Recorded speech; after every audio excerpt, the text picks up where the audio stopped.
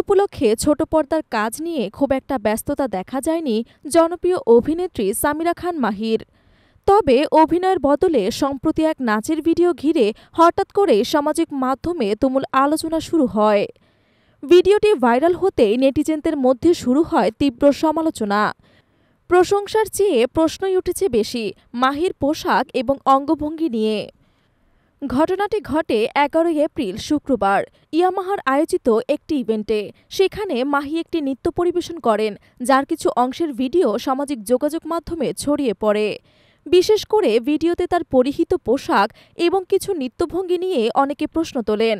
কেউ কেউ মন্তব্য করেন, নিজেকে বুঝি বলিউড তারকা ভাবছেন। আবার কেউ কেউ বলেন, এত ট্রান্সপারেন্ট জামা পরা কিভাবে সম্ভব। এসব মন্তব্যে কিছুটা বিরক্ত মাহি। এবার সবশেষে তিনি মুখ খুললেন। তিনি বলেন, আমি ওই ইভেন্টে 1 ঘন্টার মতো পারফর্ম করি। পুরো নাচে বিভিন্ন মুদ্রা ছিল, কিন্তু কেউ ইচ্ছে করে কিছু অংশ জুম করে প্রকাশ করেছে, যেটা দেখতে বেশ বাজে লেগেছে। এটা একদম অনুচিত। সমালোচনার জবাবে মাহি আরও বলেন, এটা নতুন কিছু নয়, কিছুদিন পরপরই এমনই ঘটে। অনেকেই ধারণা করেছেন আমি বুঝি কস্টিউমের নিচে কিছুই পরিনি, কিন্তু আসলে আমি আরও 2টি জামা পরেছিলাম। যেহেতু কস্টিউমটা বডি ফিটিং ছিল, তাই হয়তো এমনটা মনে হয়েছে। তিনি জানান, এই কস্টিউমটা আমি পেয়েছিলাম শুধুমাত্র রিহার্সেলের সময়, তাও আবার 1 দিন আগে। পরিবর্তন করারও সময় ছিল না।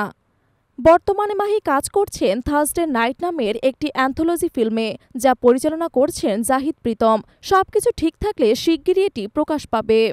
সমালোচনার মাঝেও নিজের কাজ ও পারফরমেন্সে আত্মবিশ্বাসী মাহি। তিনি মনে করেন শিল্পীদের প্রতি কিছুটা সহনশীল হওয়া দরকার।